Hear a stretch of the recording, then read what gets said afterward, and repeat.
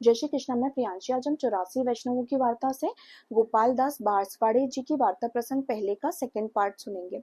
गोपाल दास जी ने पद्मा रावल जी को जैसे ही बताया कि रणछोड़ राय जी जो आड़ेल में प्रकट हुए हैं वो बात करते हैं, तो इनकी उत्सुकता का कोई ठिकाना ही नहीं था। ये जल्दी से उज्जैन गए और वहां पर भी इनका मन बड़ा ही व्याकुल था। इन्हें लगता था कि मैं जल्द से जल्द आड़ेल जाऊं और श्री रणछोड़ राय जी से बात करूं। तब ये इनकी व्याकुलता को देखकर मावजी पटेल ने इनसे पूछा, आप इतने व्याकुल क्यों हैं? तब इन्होंने बताया कि आड़ेल में रणछोड़ राय जी प्रकट हुए हैं, मैं उनके दर्शन के लिए कल ही सुबह जाऊंगा और वो लोगों से बात भी करते हैं। तब मावजी ने भी कहा, मैं भी तुम्हारे साथ चलूंगा। फिर पद्मा रावल जी ने कहा, हम तो पैदल जाएंगे और आप तो सवारी के साथ जाओगे, रास्सी ठाट से जाओगे, इतना समय लगेगा उसमें। तब मावजी ने कहा, नहीं, मैं तुम्हारे साथ पैदल ही चलूंगा। फिर ये दोनों ने जब जाने की तैयारी करी, तब उनकी स्त्री को, जब मावजी ने अपनी स्त्री को बताया कि मैं रणछोड़ राय जी जो कि आड़ेल में श्री आचार्य जी के रूप में प्रकट हुए हैं, उनसे बात करने के लिए जाऊंगा, हम आड़ेल जाएंगे। तब उनकी स्त्री, जिनका नाम विरजो था, वो भी बड़ा हट करने लगी कि मैं भी तुम लोगों के साथ चलूंगी। फिर उनसे बोला कि तुम तो स्त्री हो, पैदल कैसे इतनी दूर जाओगी? तब उन्होंने बोला, मैं भी चलूंगी, तुम्हारे साथ पैदल चलूंगी, पर तुम्हारे साथ ही चलूंगी। फिर ये तीनों प्रयाग में आए और प्रयाग में आते हुए भी इनके मन में यही था कि कितनी जल्दी पहुंचे कि ये रणछोड़ जी के दर्शन करें, श्री रणछोड़ जी के दर्शन करें। फिर जब ये प्रयाग में पहुंच गए, तट पे पहुंच गए, तब इन्हें लग रहा था जल्द से जल्द हमें नाव मिल जाए, हम जल्द से जल्द श्री रणछोड़ जी के दर्शन करने जाएं। और आपशी ने यहाँ पर इनकी उत्सुकता देखी, इनकी आतुरता देखी।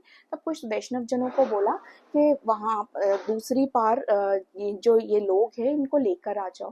फिर वैष्णव जनों ने वहां जाकर, जहाँ पे ये लोग थे तीनों, इनसे बोला कि माव जी, पद्मा रावल और बिरजो कौन है? उनके लिए रणछोड़ राय जी ने नाव भेजी है। और ये सुनते ही इनके मन में तो और भी उत्सुकता होने लगी कि अब तो हम जल्द से जल्द रणछोड़ राय जी से बात करेंगे और रणछोड़ राय जी सत्य में प्रकट हुए हैं। ये जो तीनों ही हैं, ये लीला संबंधी एक पात्र हैं, जो लीला संबंधी देवी जीव हैं। और जो पद्मा रावल जी हैं, ये द्वारिका लीला के पात्र हैं, द्वारिका लीला के अधिकारी हैं। द्वारिका में ये श्री रुक्मणी जी की सखी हैं और इनका नाम है विमला।